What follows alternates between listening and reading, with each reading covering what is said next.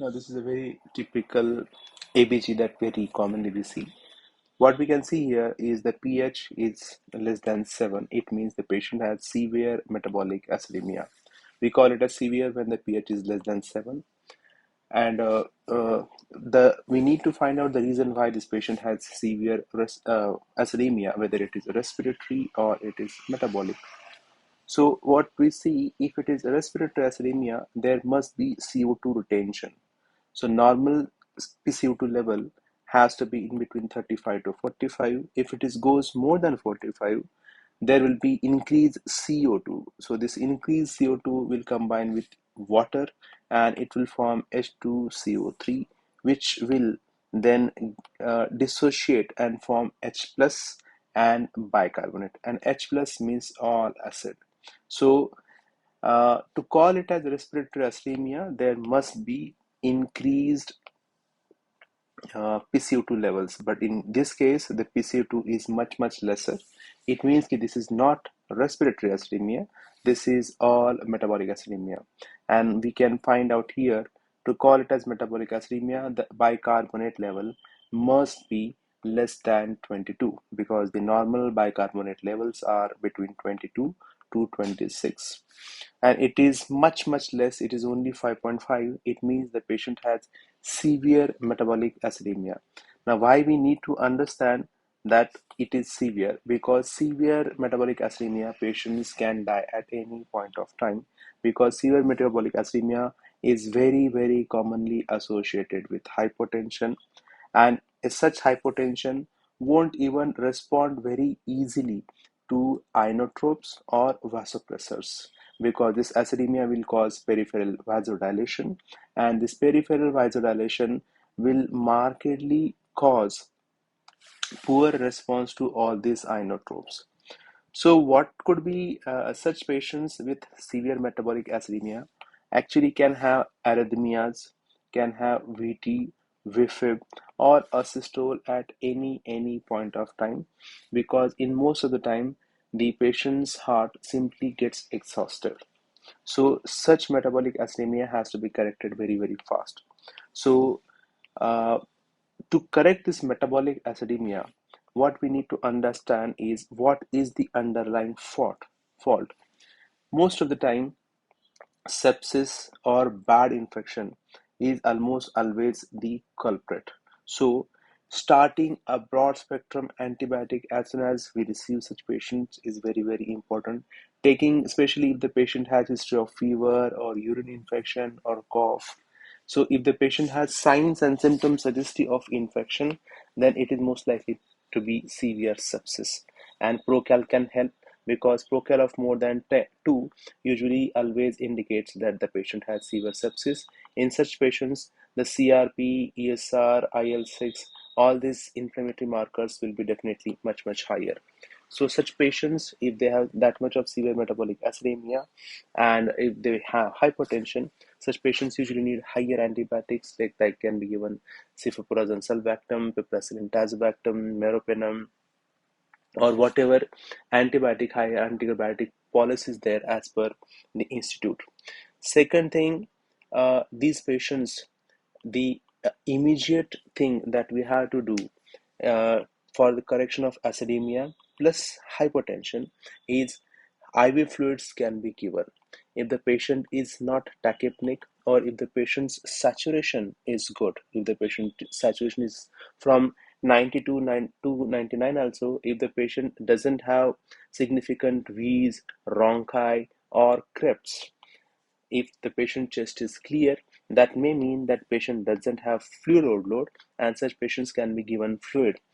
Maybe such patients can be given fluid challenge also with 400 to 500 ml NS stat, which is followed by around 100 to 120 ml per hour IV fluid to correct and to support this circulation so that the blood pressure can be improved. Because as soon as the blood pressure improves, the perfusion to all the tissues like kidney, heart, brain, muscles, liver, eyes, everything, the perfusion can be increased. It can reduce the lactic acidemia, and it will reduce the severe acidemia so that the circulation can be maintained.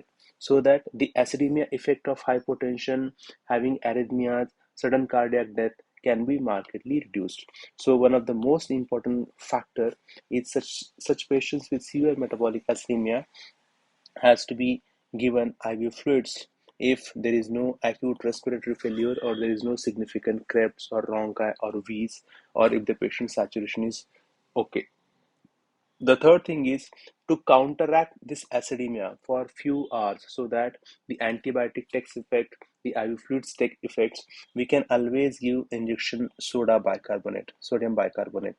At such instances, 50 to 100 ml of the sodium bicarbonate can be given, and for few hours, like for 6 hour, 8 hour, 10 hours, until this acidemia is corrected, until the effect is seen, it can be continued at 25 to 50 ml per hour as per the response to the patients, because the sodium bicarbonate will directly act to reduce the acidemia, so that some time can be brought so that the circulation is better and the patient will have lesser chances of cardiac arrhythmias and hypotension related death.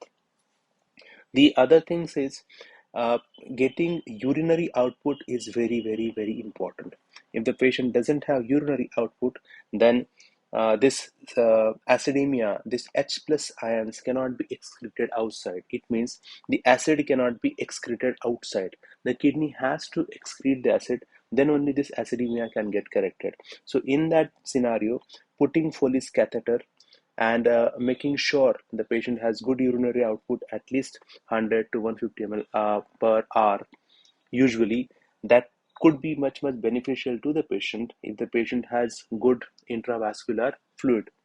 So for that, this giving IV fluid bolus and containing the IV fluids really helps a lot for a better acid excretion through the urine.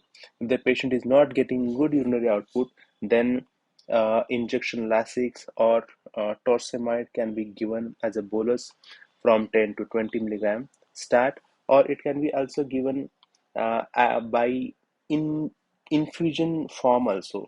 So even 10 milligram to 20 milligram of Lasix infusion per hour can also give a good urinary output, and the dose of Lasix can be increased if it is necessary to have a good urinary output.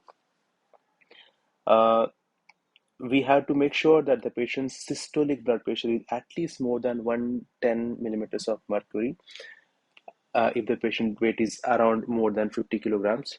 And if the blood pressure is less, then with the help of injection noradrenaline or vasopressin, the Lasix or torsemide can be given so that the urinary output has to be sufficient so that acid can be excreted outside.